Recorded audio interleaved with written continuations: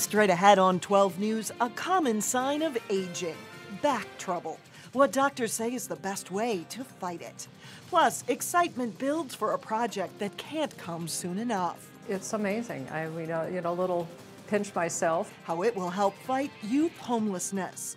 But first, neighbors speak about the Brooklyn Park man charged with trying to lead a violent coup attempt. 12 News starts right now.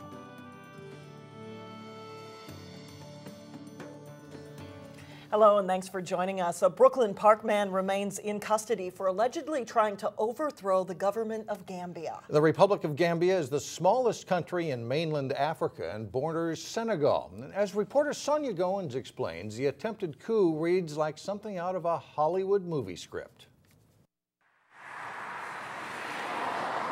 46-year-old Papa Fall lives at this home in Brooklyn Park. It's just shocking. I thought he'd always nice guy. His neighbors say they never imagined him to be involved in a coup. Am I shocked? You betcha.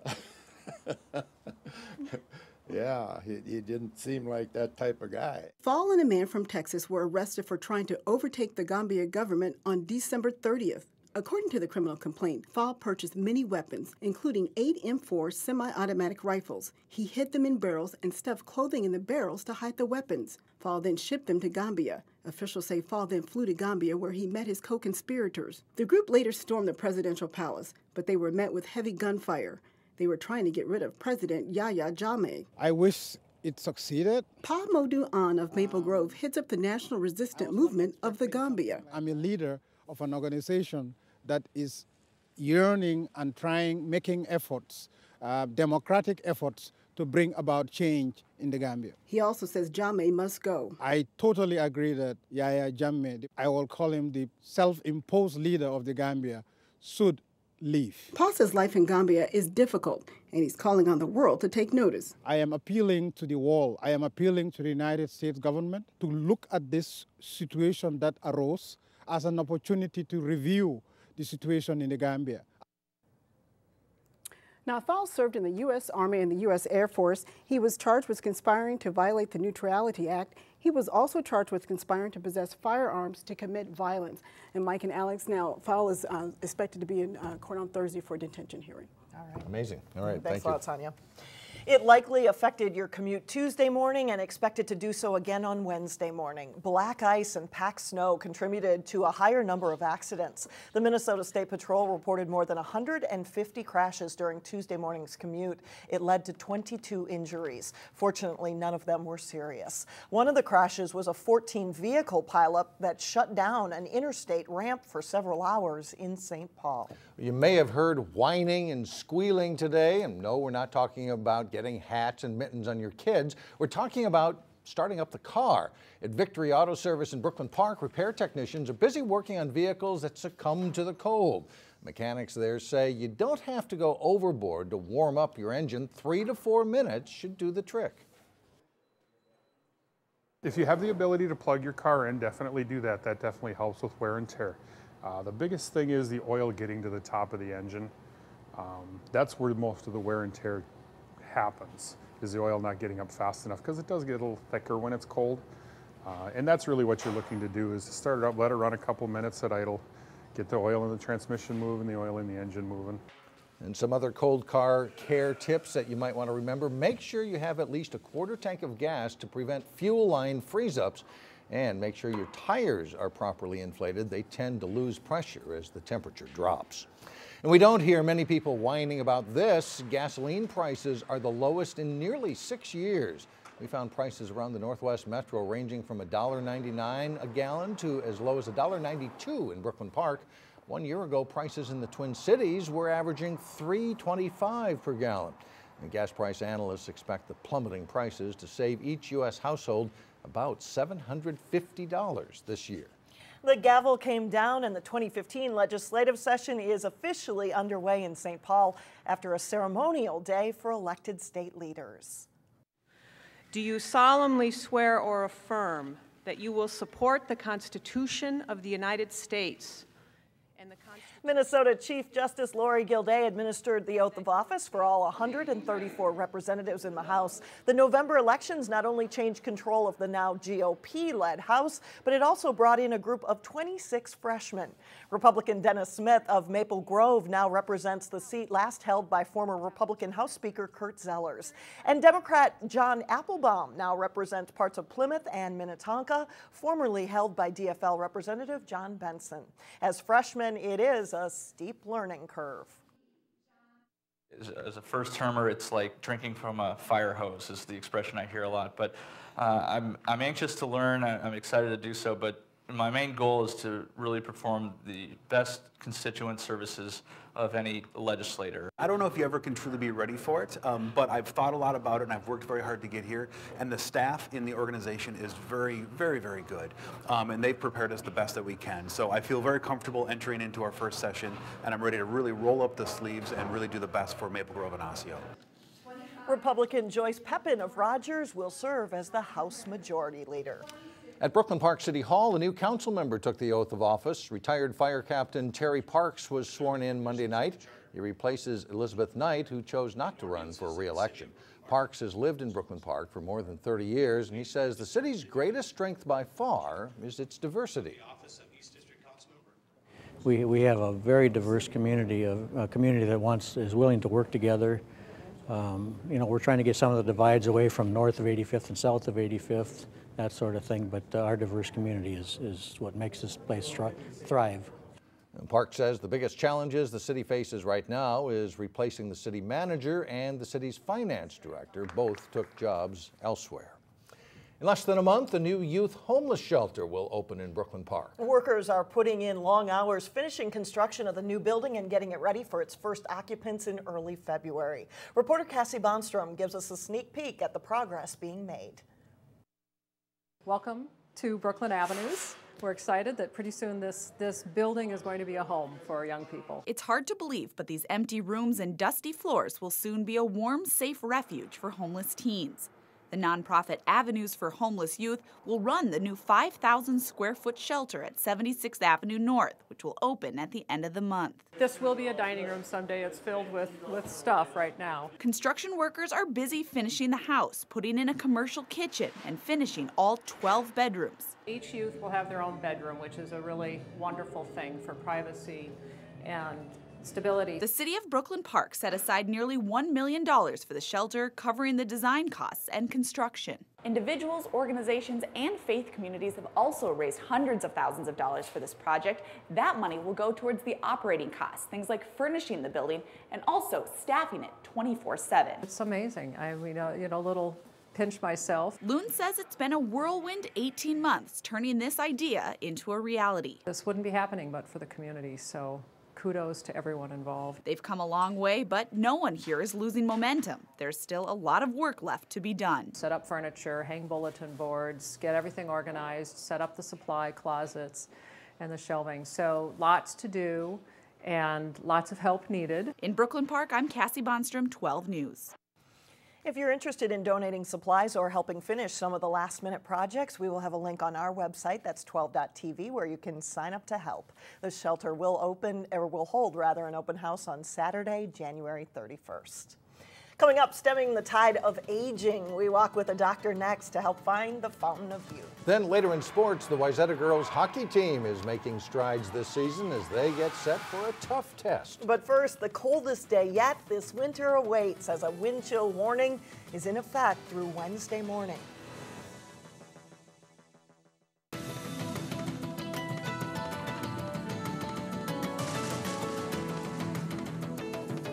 Not just gray hair. One telltale sign that you're getting older is that you experience pain in your neck and lower back. It is an annoying and sometimes troubling problem, but it's also a natural part of aging. As Delane Cleveland reports in today's Health Check, there are ways to alleviate or even prevent those symptoms. During Minnesota's brutal winter, we'll be here walking, so if you have questions, feel free to talk with us. Exercise enthusiasts such as Barbara Papermaster flocked to the Plymouth Fieldhouse. I love to walk outside. Of course, today weather didn't promise the best temperature for me to be out there. She's joined dozens of others in this climate-controlled haven to walk and jog free of charge. The people here have different levels of health and overall fitness, but there's at least one thing all of them have in common. Of course, we all deal with back pain. It's really just part of normal aging. Specifically, degenerative spine disease. Degenerative spine disease is actually a natural part of aging. Everybody develops difficulties with degenerative disc and aging of the spine. There are lots of different types of therapy. Dr. Terry Peterson is a physical rehabilitation specialist. They can cause some narrowing. Today, she's the guest speaker for Allina Health's monthly Walk with a Doc program. So it can start quite early. She used this opportunity to educate people about the spine and what happens to cause neck and back pain. One important tip she shared is to know the symptoms. Some stiffness in the morning is typically one of the first signs. Being painful when you're standing in one position, doing activities at home such as dishes or laundry, doing bending, those sorts of things can bring on some pain or discomfort. To fight that pain and discomfort, she says the best thing to do is stay as active as possible. If you have an episode of pain, try not to stay in bed. Try to keep going to work, doing your normal activities. If it doesn't resolve within a week or so, then come in to see your doctor. The advice to stay active has worked wonders to help alleviate Barbara Papermaster's back pain. Since I have been walking and doing a lot more exercise, belonging to a club, that really helped tremendously. In Plymouth, Delane Cleveland, 12 News. And while exercise is an important tool to combat back and neck pain, it's important to visit with a doctor or physical therapist first, just to make sure that you're not doing exercises that can make your pain worse. Coming up, the first hot clue for a chilly but rewarding search in Plymouth. But first in sports, the Osseo boys hockey team hopes to build on a holiday tournament title. John Jacobson has that and more when we come right back.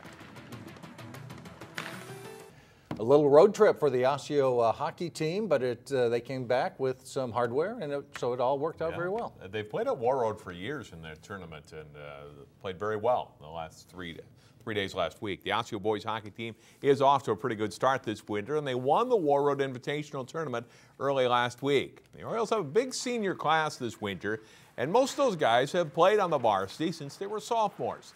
That gives Osseo not only experience at the varsity level, but also cohesiveness. I think a lot of the guys have matured a lot. Like, we've had the same first line since sophomore year, and they've really gotten up there, and everyone's turned into leaders on the team.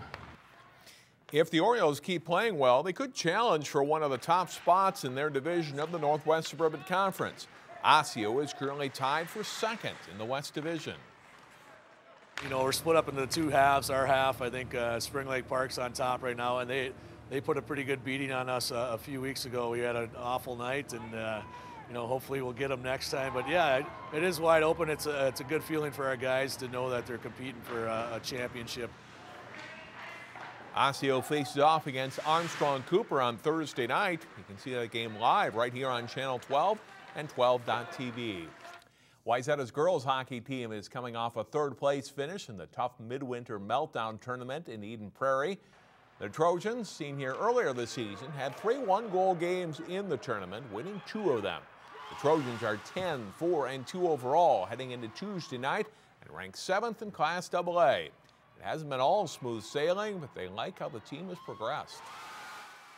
We're coming in strong to the next half, and I feel pretty good about what we've done so far. We've improved a lot in our defensive zone and shooting a lot more than we used to.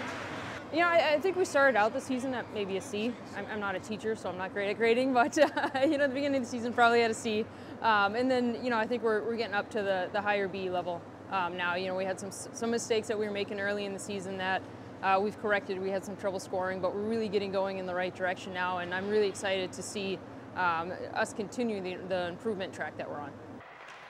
While the Trojans don't have any late conference games this week, they do face 2 good Section 6AA opponents. They meet Buffalo Tuesday night, and then it's a big one against number 2 Maple Grove Thursday. The Trojans eliminated Maple Grove in the playoffs last season. I think they kind of set the tone for our section and conference games, and we played Maple Grove last year and beat them in the section tournaments. It'll be a rematch that we'll be looking forward to, and they're going to come out just as strong as they did last year, if not stronger. So I think that'll be going into that game Thursday will kind of show how the conference games will go throughout the rest of the season. Wayzata will face the Crimson without their leading goal scorer, Sophia Shaver. The Wisconsin signee is playing with the U.S. Under-18 team at the U18 World Championship in Buffalo, New York. Team USA beat arch rival Canada in a shootout Monday. Speaking of Maple Grove, the Crimson girls hockey team is unbeaten heading into play this week. On this week's Sports Jam show on Channel 12, Jason Malil catches up with the Crimson. Here's a clip from that story. Abby Larson is one of only 6 seniors on the Crimson roster, and her last year of high school hockey has been a blast so far.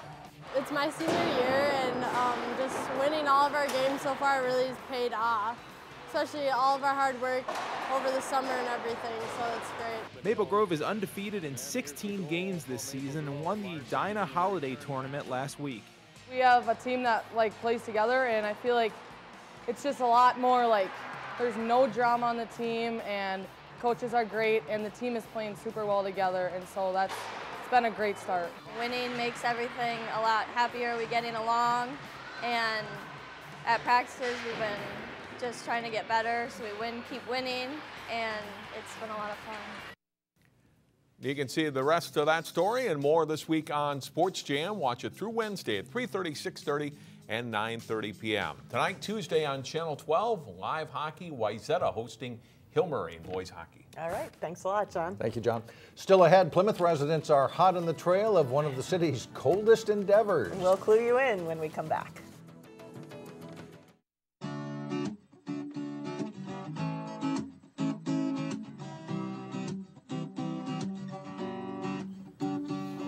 And finally, an ice-cold search heats up for Plymouth residents. The search for the Fire and Ice Medallion is now underway, and here is the first clue.